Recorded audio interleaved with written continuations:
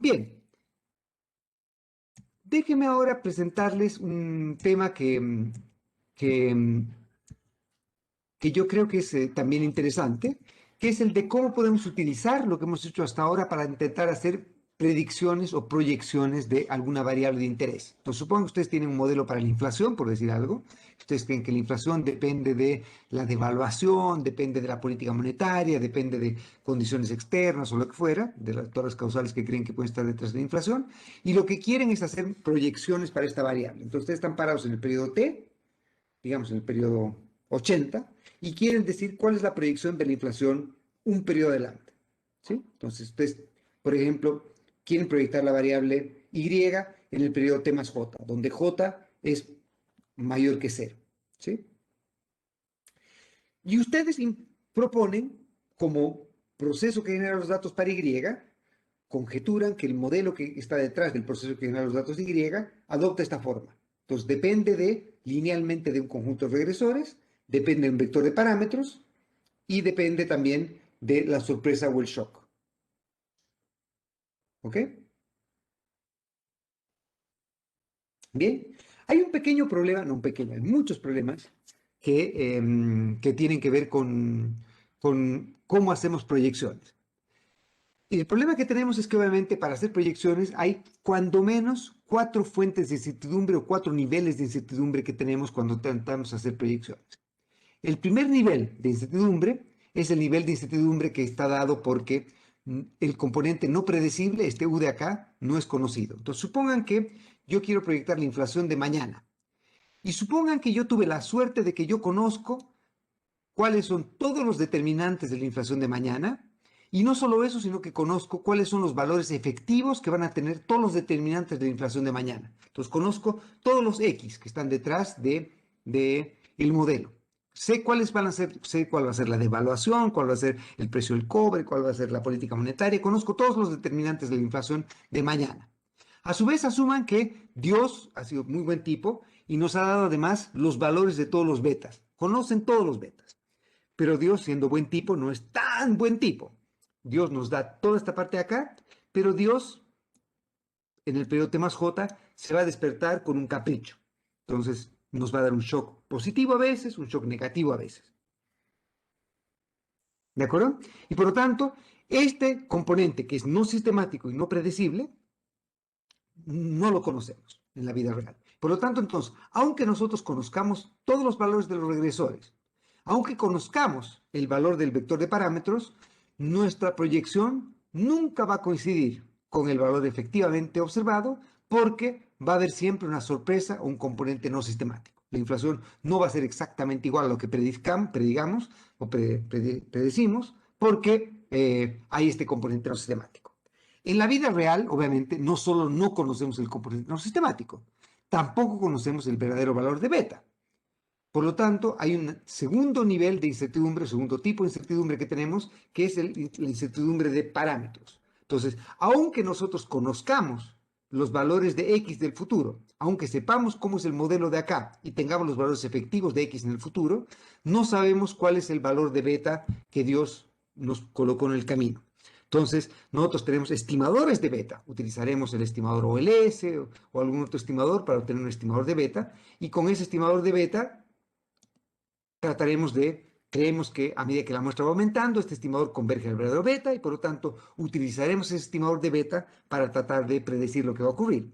Pero como nosotros no conocemos el verdadero valor de beta, e Y se determina con el verdadero valor de beta, como estamos utilizando un beta gordo que no es el verdadero beta, va a haber otra segunda fuente de incertidumbre que hace que nuestro predictor de beta no va a ser igual al valor efectivamente observado de beta. Una tercera fuente de incertidumbre, que es también importante, es que nosotros no conocemos el shock, no conocemos el componente sistemático, no conocemos el verdadero beta, pero además no sabemos el valor que va a adoptar, lo que van a adoptar los valores de las variables exógenas en el futuro. No sabemos cuál va a ser la devaluación en el futuro, no sabemos cuál va a ser el precio del cobre en el futuro, no sabemos cuál va a ser la tasa de interés internacional y doméstica en el futuro, etcétera, etcétera. No sabemos todas estas cosas en el futuro. Y por lo tanto, entonces, la tercera fuente de incertidumbre es que tenemos que utilizar típicamente alguna proyección de estas X también para con esta proyección de X proyectar los valores de Y. Y esta sería nuestra tercera fuente de incertidumbre que hace que nuestro ejercicio de predicción sea un ejercicio bastante más complejo que el ejercicio de estimación nada más. Y una cuarta fuente de incertidumbre que hace que el problema sea aún más complejo es la incertidumbre asociada con la especificación. ¿Quién nos garantiza que Y se relacione con X de este modo? ¿Quién nos garantiza que la relación de Y con X sea lineal? ¿Quién nos garantiza que si la relación entre Y y X era lineal, siga siendo lineal en el futuro? ¿Quién nos garantiza que si es que en el futuro no van a haber cambios en algunas cosas que hagan que la manera en que Y se relaciona con X también cambie? Y por lo tanto, entonces, la tercera fuente de incertidumbre es una fuente de incertidumbre que tiene que ver con un problema de especificación. El no saber cuál es el modelo correcto y si ese modelo va a ser constante o va a mantenerse en el futuro. Por lo tanto, entonces, nuestra cuarta fuente de incertidumbre hace que tengamos que se haga bastante más complejo el ejercicio de predicción o de proyección que el ejercicio de estimación. Típicamente, podemos nosotros hacer tres tipos de proyecciones o tres tipos de ejercicios de proyección. El primer ejercicio de proyección es un ejercicio en el que lo que vamos a hacer es hacer lo que se llaman los point forecast o proyecciones puntuales. Entonces, en ese caso, lo que hacemos es simplemente decir, bueno, estoy parado en este año y alguien me llama y me dice, mira, quiero que me hagas una predicción de cuál va a ser la tasa de desempleo el próximo trimestre. O quiero que me proyectes las ventas de la empresa de acá a un año. O quiero que me proyectes la inflación de acá a un año. Y entonces, lo que ustedes tienen que hacer es utilizar su modelo para con ese modelo entregar un point forecast, un estimador punto. Obviamente es bastante suicida entregar un point forecast y bastante inútil también. El decir que la inflación proyectada el próximo periodo es de 4% o que la tasa de crecimiento proyectada para el próximo periodo es del 10%, del 5%, del 4%, no, sabemos que la probabilidad que eso ocurra es cero. La probabilidad de que el evento puntual que estamos prediciendo con todos los decimales ocurra es cero. Lo que nos gustaría también es tener una manera de poder comunicar incertidumbre respecto a nuestras proyecciones. Por ejemplo, si es que uno tiene un estimador puntual de la inflación del 4% y uno dice que mi intervalo de confianza, que con probabilidad 90% la inflación va a estar entre 3 y 5%, es distinto a que mi intervalo de confianza del 90% es que la inflación va a estar entre menos 23 y más 43%. ¿No es cierto? Una cosa informa bastante menos que otra. Yo puedo tener un estimador puntual, pero si es que la incertidumbre es muy alta, el estimador puntual va a ser prácticamente inútil. De hecho, es suicida simplemente reportar estimadores puntuales.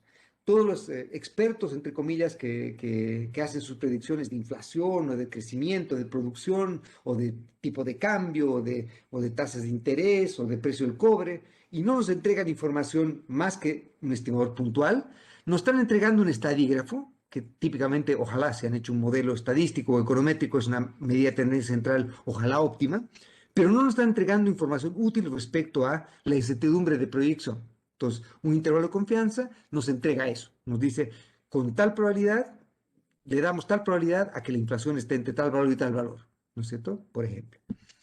Y una manera aún más útil y general de entregar proyecciones es utilizar lo que se llaman los interval forecast, o perdón, los density forecast. Y los density forecast son proyecciones no solo de intervalos de confianza, sino de toda la función de densidad, de caracterizar toda la distribución detrás de lo que creemos que va a ser la proyección de la inflación. Entonces, lo que va a ocurrir en este caso es que si entregamos toda la distribución, la gracia al hacer eso es que personas distintas pueden escoger distintas maneras de utilizar eso. Por ejemplo, yo qué sé, Fernando puede preferir utilizar como medida de tendencia central al promedio. El promedio de la distribución lo utiliza como su estimador punto. Juan puede preferir utilizar la moda y Tomás puede preferir utilizar la mediana, por ejemplo. Serían tres medidas de tendencia central distintas. Hay algunos casos en los cuales las tres van a ser lo mismo. Supongamos que la distribución es simétrica, media y mediana y unimodal, media y mediana van a ser iguales. Y además unimodal, etcétera, entonces media, mediana y moda van a ser las mismas. Pero supongan que ustedes tienen una distribución que es bimodal. Entonces, escoger una moda u otra no puede no ser trivial, ¿no es cierto? O supón que la distribución es asimétrica. Entonces, lo que va a ocurrir si es asimétrica a la derecha, el promedio va a tender a ser mayor que la mediana. Y en esos casos, entonces, no va a ser inocuo entregar como medida de tendencia central al promedio que a la mediana. ¿Sí? Y el promedio va a tener propiedades distintas de la mediana. Entonces, obviamente, el entregar una función de densidad nos entrega la posibilidad de que el usuario defina cómo utilizarla. Por ejemplo, utilizar point forecast o para también hacer interval forecast. Si le entregamos toda la función de densidad, la persona puede decidir hacer un intervalo de confianza al 10%, al 20, al 30, al 40, al 50, un intervalo de confianza asimétrico, un intervalo de confianza simétrico. Por ejemplo, se han hecho cursos de finanzas, hay mucha gente que en los modelos de finanzas utiliza lo que se llama el value at risk, no sé si escucharon hablar de ese término, que es tratar de cubrirse del lado desfavorable de la distribución. Entonces, el lado bonito de la distribución es cuando nos toca, nos ganamos la lotería, ¿no es cierto? Y compramos un activo y al activo le va espectacular. Lo que nos gustaría es cubrirnos no del lado hermoso de la distribución, sino del lado horrible de la distribución, en lo que acabamos en la quiebra, acabamos, yo qué sé, teniendo que vender nuestro auto, casa o lo que fuera.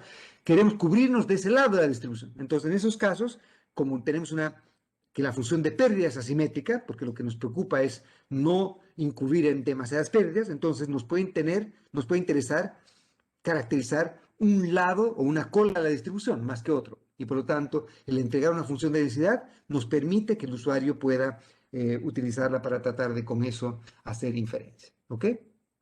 O con eso hacer proyecciones o lo que desee. Bien, déjenme darles ahora una intuición de cómo podríamos hacer esto si es que estamos en el modelo homocedástico lineal de regresión. Si estamos en el modelo homocedástico lineal de regresión, sabemos que el estimador OLS es el mejor estimador lineal insesgado y a su vez, si es que tenemos normalidad en los errores, entonces sabemos que el U gorrito va a tener la misma distribución que el U y el beta gorrito va a adoptar la misma distribución que el U. ¿Sí? Entonces, ¿qué es lo que podríamos hacer? Podríamos utilizar ahora como nuestro predictor, recuerden que lo que queremos hacer es predecir valores para Y, y tenemos datos solamente hasta el periodo T. Por lo tanto, queremos predecir algo para el periodo T más J. Entonces, ¿qué podríamos hacer? Utilizar el estimador de beta que tenemos con información hasta el periodo T y utilizar nuestros predictores de T de X en el periodo T más J, condicionar la información que tenemos hasta el periodo T. ¿Sí? Si, por ejemplo, utilizamos este como nuestro predictor, ¿sí? Que sonaría como razonable, entonces lo que queríamos hacer es minimizar la suma de cuadrados de los residuos de nuestro error de predicción, que sería la diferencia entre Y y el componente sistemático de predicción, que es esta parte de acá. Recuerden que esto debería ser un componente no sistemático. Si es sistemático, quiere decir que hemos hecho algo malo, ¿no es cierto? Porque estamos pudiendo predecir valores que deberían ser no predecibles. ¿Sí? Y por lo tanto, entonces, uno podría sacar el error medio cuadrático de predicción, que sería la diferencia entre lo que predecimos y lo que efectivamente ocurrió, y el error medio cuadrático de predicción condicional a los X, si es que se cumple el modelo de homocedástico lineal de regresión, va a estar dado por dos fuentes de incertidumbre, ¿no es cierto? Las dos fuentes de incertidumbre que vamos a tener van a ser la impredictibilidad del componente de las U's y que estamos utilizando beta gorro en lugar de utilizar el beta, porque estamos asumiendo que conocemos a los X. Y entonces, en ese caso, el error medio de predicción va a ser simplemente la incertidumbre asociado al componente no sistemático, que es el sigma cuadrado, por estar sigma cuadrado por 1, más la incertidumbre asociada a utilizar el beta gorro en lugar de utilizar el verdadero beta, que sería, si es que conocemos los X del próximo periodo, sería los X al cuadrado, entre comillas, por la varianza del beta gorro. Pero la varianza del beta gorro es sigma cuadrado por X transpuesta X inversa. ¿Sí? Y por lo tanto, este sería como el error medio cuadrático de predicción eh, cuando yo conozco el valor de X del siguiente periodo o del periodo T más J. Obviamente, si no conozco el valor de X en el periodo T más J, el error de predicción va a tener que tomar en cuenta además la incertidumbre asociada a utilizar proyecciones de X y no utilizar el valor de X solamente. Y obviamente esto va a convertirse en un problema bastante más complejo y no lineal para derivar el error medio cuadrático. ¿Sí?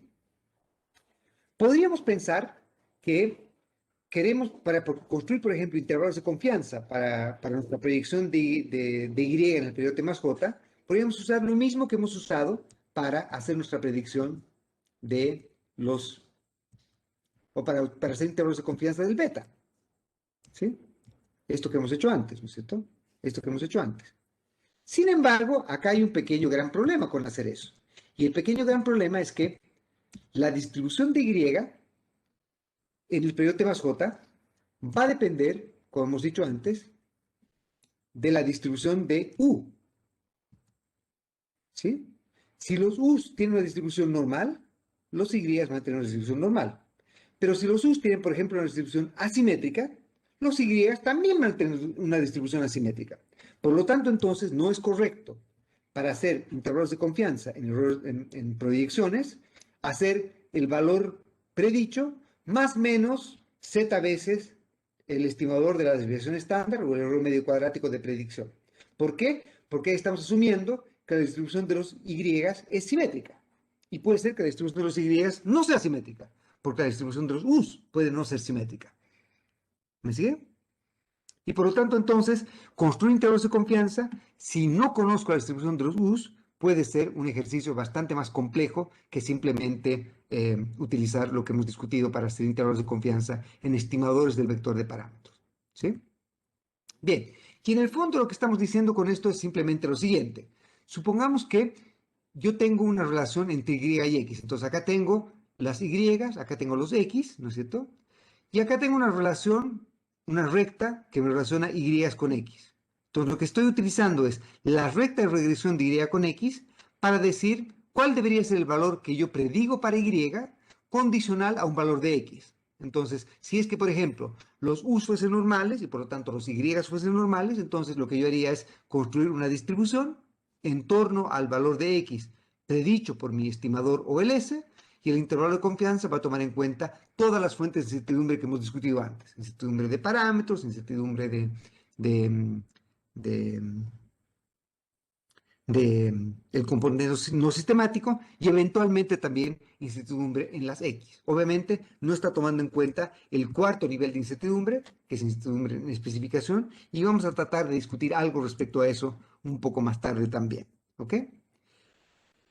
Bien, en los minutos que nos quedan, lo que voy a tratar de hacer ahora es simplemente presentarles dos o algunas maneras en las cuales podríamos tratar de comparar cómo nuestro modelo lo hace en términos de predicción. Entonces, por ejemplo, yo qué sé, Tomás tiene un modelo para predecir la inflación, Fernando tiene otro y Juan tiene otro. Entonces, lo que queremos evaluar es, bajo alguna métrica, cuál de estos modelos, si alguno, lo hace mejor que el otro.